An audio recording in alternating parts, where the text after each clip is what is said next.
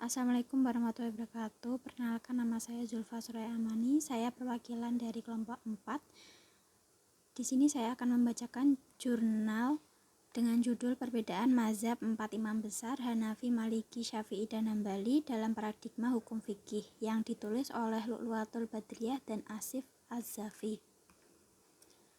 Perbedaan hukum Islam dalam sejarahnya yang berkaitan dengan penetapan hukum banyak pendapat yang berbeda pada kalangan para sahabat Nabi saat beliau masih hidup. Dengan mengembalikannya ke Nabi Muhammad SAW, masalah-masalah yang ada dan perbedaan pendapat yang dapat dipertemukan. Akan tetapi setelah wafatnya beliau, sering timbul perbedaan pendapat di kalangan sahabat dalam penetapan suatu hukum masalah tertentu. Dalam buku Mahfud Ismail Muhammad Michel, yaitu Azhar al-Khilaf al-Fiqhi fi al-Qawaid al-Mutalif fiha, yang menjelaskan bahwa terdapat 4 penyebab terjadinya perbedaan kalangan ahli fikih. Yang pertama, dalam penggunaan kaidah ushuliyah dan penggunaan sumber istinbat yang berbeda. Yang kedua, yaitu pada aspek kebahasaan dalam pemahaman nas yang merupakan suatu perbedaan mencolok. Yang ketiga, yaitu ijtihad yang berbeda mengenai ilmu hadis. Yang keempat, yaitu perbedaan metode kompromi hadis al-jam'u dan pentarjihan dengan cara zahir yang maknanya bertentangan. Lalu perbedaan pendapat dalam fikih dapat terjadi karena 8 sebab menurut pendapat Mustafa Said Al-Khin, yaitu perbedaan pada qiraah ayat, tidak menemukannya hadis, ragu mengenai kekuatan hadis, dalam pemahaman nas dan tafsir berbeda, homonin istira pada lafaznya, adanya perbedaan dalil, tidak dipertemukannya nas pada suatu masalah. Lalu yang terakhir, terdapat perbedaan pada kaidah usuliyah. Sebab-sebab khusus atau perbedaan itu tidak samanya penilaian hukum pada suatu objek. Saat perbedaan ini dihubungkan dengan konteks mazhab suatu hukum Islam, artinya bertentangan dengan suatu penilaian terhadap hukum pada suatu objek tiap-tiap ulama mazhab. Fikih tidak bisa lepas dari sumbernya dan menjadi hasil ijtihad para ulama, yaitu Al-Quran dan Sunnah Rasul. Secara otomatis akan dapat terbagi berbagai macam hasil dari ijtihad tersebut. Terlihatnya jati diri para ulama dalam menanggapi fenomena yang ada dengan sifat toleran, sportif, dan tetap konsisten dalam memegang firman Allah saat terjadi perselisihan. Penetapan hukum fikih, yaitu ada hukum taharah atau bersuci. Bersuci atau bersih, suci atau bersih adalah pengertian toharoh menurut bahasa. Pengertian istilah adalah bersih dari najis, kotoran, dan hadas. Terdapat 2 bagian dari toharoh, yaitu khusus berhubungan dengan badan dan bersuci dari najis yang berkaitan dengan masalah badan, pakaian, dan tempat. Jika bersuci dari hadas, maka tidak bisa lepas dari 2 unsur yang bisa mensucikan, yaitu air dan tanah. Jenis-jenis air ada 3, yaitu air yang mensucikan, air yang tidak mensucikan, dan air yang bernajis. Air yang mensucikan yaitu air yang mutlak atau air murni, air yang berasal dari bumi atau air yang jatuh dari langit disebut air mutlak. Lalu air yang tidak mensucikan, air ini tidak sah atau tidak boleh digunakan untuk bersuci, menghilangkan najis, tetapi air ini boleh digunakan untuk diminum atau digunakan untuk memasak, terkecuali pada hukum dari ulama Hanafiyah yang menyatakan bahwa air tersebut tidak sah untuk digunakan mensucikan. Air yang telah digunakan untuk menghilangkan hadas disebut air mustakmal. Syarat tersebut berlaku bila airnya sedikit. Lain halnya jika airnya banyak, air banyak tidak termasuk air mustakmal. Lalu yang terakhir adalah air yang bernajis. Air yang bernajis adalah jumlahnya yang sedikit ketika telah bercampur dengan najis. Sedangkan apabila airnya banyak tapi najis tersebut telah mengubah salah satu dari 3 sifat air, yaitu warna, rasa, dan baunya, maka tetap dihukumi najis. Toharoh dapat dilakukan dengan menggunakan tanah atau debu, atau yang sering disebut dengan tayamum. Tayamum ini dapat dilakukan di saat tidak ada air atau sedang sakit. Menurut ulama Hanafiyah, terdapat beberapa ukuran air yang banyak adalah air dalam wadah yang berukuran lebih dari 110 hasta panjang dan lebar. Jika seseorang menciduknya, maka tanah atau dasar bejana tersebut tidak terlihat. Lalu menurut ulama Malikiyah berpendapat bahwa air tidak bisa menjadi bernajis baik sedikit maupun banyak kecuali telah berubah menjadi satu sifatnya dengan berpijak pada hadis terdahulu. Wudu menurut qaul Asy'ar adalah nama bagi suatu pekerjaan yang mencakup fardu dan sunnah. Fardu wudu menurut Imam Hanafi yaitu ada 4. Yang pertama membasuh wajah, kedua membasuh sampai ke siku, ketiga membasuh 1/4 kepala, keempat membasuh kedua kaki sampai mata kaki.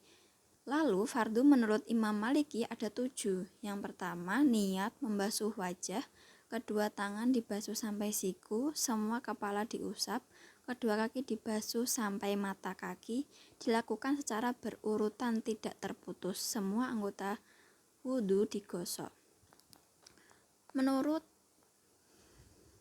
Menurut Imam Syafi'i ada 6. Yang pertama niat membasuh wajah, kedua tangan dibasuh, sebagian kepala dibasuh, kedua kaki dibasuh berurutan saat wudu seperti apa yang ditetapkan dalam rukun dan bilangan wudu. Menurut mazhab Syafi'i, niat wudu merupakan fardunya wudu yang harus dilakukan. Wudu tanpa niat tidak sah. Namun menurut mazhab Hanafi, niat wudu bukanlah suatu menjadikan sahnya wudu, akan tetapi hanya sebatas kesempurnaan dalam berwudu. Menurut Imam Hanafi juga, perkara yang bisa menghilangkan atau membatalkan wudu ada 7. Yang pertama, mengeluarkan segala sesuatu dari dubur atau kubul, termasuk air mani. Yang ketiga, tidak sadarkan diri atau hilangnya akal. Yang keempat tidur. Yang kelima, tertawa yang berlebihan sampai menimbulkan suara dan gerakan di saat sedang melakukan sholat bagi yang balik dan orang di sekitarnya mendengar. Yang kelima, bertemunya kulit perempuan dengan kulit laki-laki tanpa adanya penghalang. Dan keenam, mengalirnya najis di badan seperti adanya darah atau nanah.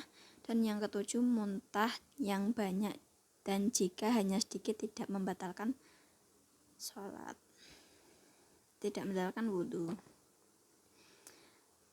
Menurut Imam Maliki ada hal-hal yang dapat membatalkan wudu itu ada 7. Yang pertama, keluarnya sesuatu dari duburan kubul. Yang kedua, tidurnya nyenyak. Yang ketiga, hilangnya akal. Yang keempat, murtad. Yang kelima, tidak yakin jika sedang punya hadas. Yang keenam, memegang kubul atau zakar menggunakan telapak tangan. Yang ketujuh, menyentuh orang yang sudah balik dengan sengaja.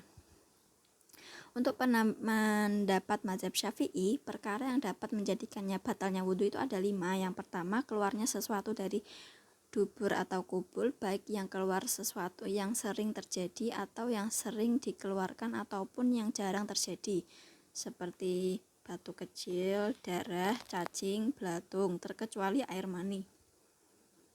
Yang kedua yaitu tidur, tapi tidak termasuk tidur yang kedua pantatnya menempel ke alasnya. Yang ketiga, tidak sadarkan diri atau yang disebut hilangnya akal, baik dikarenakan minum yang memabukkan atau dikarenakan sakit seperti kesurupan, gila, sihir, ayan, memakan obat yang dapat menghilangkan akal.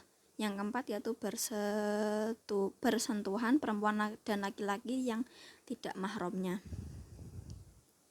Yang kelima yaitu dengan telapak tangan memegang kemaluan manusia meskipun kemaluannya sendiri ataupun kemaluannya orang lain. Menurut Imam Hambali, perkara yang dapat membatalkan wudu juga ada 5. Yang pertama, keluarnya sesuatu dari duburan kubul tapi tidak termasuk air mani. Yang kedua yaitu tidak sadarkan diri baik karena mabuk, gila, ayan. Dan yang ketiga, tidur terkecuali tidur dengan menempelkan kedua pantat ke lantai. 4. Bertemunya kulit perempuan dan kulit laki-laki yang bukan muhrim. baik bersyahwat ataupun tidak bersyahwat. Dan yang kelima, jika memegang fajirnya manusia menggunakan telapak tangan tanpa adanya penghalang baik kubul ataupun dubur. Lalu yang ketiga yaitu minum dan makan. Semua mazhab setuju bahwa minum dan makan dapat membatalkan sholat. Namun beberapa mazhab berpendapat berbeda mengenai kadar dari makanan dan minuman, sehingga menyebabkan batalnya sholat. Menurut Imam Hanafi berpendapat kegiatan minum dan makan meskipun sedikit atau banyak maupun disengaja dan tidak sengaja, semua akan tetap menjadikan batalnya sholat, walaupun hanya sedikit roti dan sedikit air. Sedangkan menurut mazhab Syafi'i, setiap minuman maupun makanan yang sampai ke rongga perutnya seseorang yang sedang sholat meskipun sedikit atau banyak bisa menjadikan batalnya sholat, baik dilakukan secara sengaja dan seseorang itu telah tahu hukumnya. Lalu menurut Imam Hambali dapat membatalkannya sholat apabila minum dan makan banyak meskipun tidak secara kebetulan ataupun secara kebetulan. Lain halnya apabila sedikit, jika dilakukan dengan tidak secara kebetulan maka sholatnya batal, tapi jika dilakukan secara kebetulan maka tidak batal sholatnya. Lalu yang keempat, apabila hadas datang, baik hadas kecil maupun hadas besar, semua mazhab menyepakati kecuali mazhab Hanafi, jika datang hadas sebelum sholat atau ketika tasyahud tidak membatalkan sholat. Yang kelima yaitu tertawa yang berlebihan. Semua mazhab ini disepakati kecuali Imam Hanafi. Selanjutnya yaitu darah haid, ialah darah yang keluar dari farji wanita pada kondisi sehat, tidak dikarenakan robeknya selaput darah atau dikarenakan melahirkan. Darah haid yang keluar bagi seorang perempuan merupakan sebuah fitrah atau bawaan yang dianugerahkan dari Allah SWT kepada seorang wanita. Adapun pendapat dari beberapa imam dan para ulama mengenai darah haid. Yang pertama, menurut Imam Maliki berpendapat bahwa seorang wanita pada usia 9-13 tahun yang sudah mengeluarkan darah lebih baik ditanyakan seseorang yang lebih berpengalaman dan lebih dewasa mengenai darah yang telah dikeluarkan. Selain itu, mazhab ini juga berpendapat wanita yang berusia 13-50 tahun yang telah mengeluarkan darah tersebut pastilah darah haid. Apabila di usianya 70 tahun wanita tersebut masih mengeluarkan darah, maka darah tersebut pastilah bukan darah haid, melainkan darah istihadah atau penyakit. Sama dengan halnya wanita yang berusia di bawah 9 tahun yang sudah mengeluarkan darah tersebut tidak termasuk darah haid tetapi darah penyakit. Lalu menurut Imam Hanafi, mazhab ini berkata jika seorang wanita berusia 9 tahun mengeluarkan darah, maka darah tersebut dinamakan darah haid. Dan bagi seorang yang telah mengeluarkan darah haid dihukumi tidak boleh puasa dan salat saat haid. Ulama mazhab ini menambahkan seseorang perempuan yang berusia lebih dari 55 tahun yang masih mengeluarkan darah, maka darah tersebut merupakan darah haid. Lalu menurut mazhab Syafi'i, mazhab ini berpendapat bisa datang kapan saja masa haid tersebut. Tidak ada batasan mengeluarkan darah haid bagi seorang wanita. Selama hidupnya wanita tetap bisa mengeluarkan darah haid, meskipun biasanya pada usia 62 tahun darah haid akan berhenti. Lalu menurut Hambali, mazhab ini menjelaskan bahwa usia 50 tahun bagi wanita sudah jatuh masa haid. Lalu menurut mazhab Hambali, mazhab ini menjelaskan bahwa usia menginjak 50 tahun bagi wanita sudah jatuh masa menopause atau masa berhentinya haid. Apabila setelah itu masih mengeluarkan darah tersebut bukanlah darah haid tetapi darah penyakit. Lalu perbedaan pandangan 4 produk hukum oleh 4 mazhab Hanafi, Maliki, Syafi'i, dan Hambali. Yang pertama, hukum zakat fitrah. Menurut mazhab Hanafi, zakat fitrah dikarenakan pada diri individu muslim saja. Menurut Maliki, zakat fitrah dapat diberikan kepada golongan yang menerima zakat. Untuk mazhab Syafi'i, zakat fitrah untuk di golongan tertentu yang memenuhi syarat-syarat wajib zakat. Lalu untuk mazhab Hanbali, zakat fitrah dikarenakan pada diri individu muslim saja, sama seperti Imam Hanafi. Untuk hukum niat puasa menurut 4 mazhab ulama, yaitu yang pertama Imam Maliki. Imam Maliki mengatakan bahwa niat puasa Ramadan harus dibaca pada waktu malam, mulai dari waktu maghrib hingga jelang subuh. Lalu menurut Imam Syafi'i dan Imam Ahmad bin Hambali, Imam Syafi'i dan Imam Ahmad bin Hambali mengatakan bahwa niat puasa Ramadan harus dibaca pada waktu malam, mulai dari waktu maghrib hingga jelang subuh. Lalu menurut Imam Hanafi mengatakan bahwa niat puasa Ramadan harus dilakukan pada waktu terbit fajar atau sebelum masuk waktu duhur. Lalu hukum batal haji menurut 4 mazhab ulama. Menurut mazhab Hambali, orang yang berkewajiban haji tetapi ia tidak memungkinkan menjalankan hingga ia mati sebelum ia dapat mengerjakannya, maka gugurlah kewajiban tersebut dari dirinya. Menurut mazhab Hanafi, orang yang sakit atau kondisi badannya tidak memungkinkan melaksanakan ibadah haji maupun mempunyai biaya untuk haji, maka ia wajib membayar orang lain untuk menghancurkannya. Apalagi bila sakitnya kemungkinan sulit disembuhkan, maka ia wajib meninggalkan wasiat agar dihajikan. Lalu menurut mazhab Maliki, tidak boleh menghajikan orang yang masih hidup.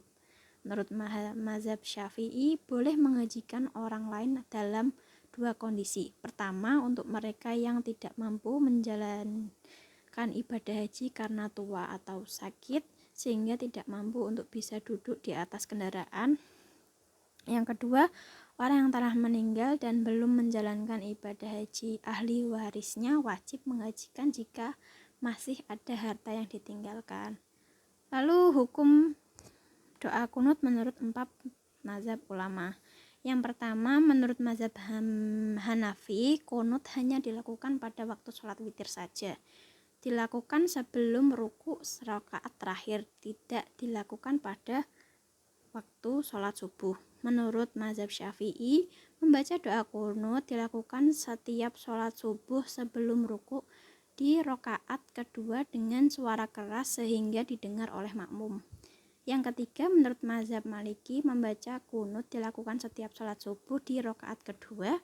Perbedaannya dengan mazhab Syafi'i, menggunakan suara rendah dan makmum tidak dapat mendengarnya. Yang terakhir, menurut mazhab Hambali, sama seperti mazhab Hanafi, membaca doa kunut dilakukan pada waktu sholat witir saja.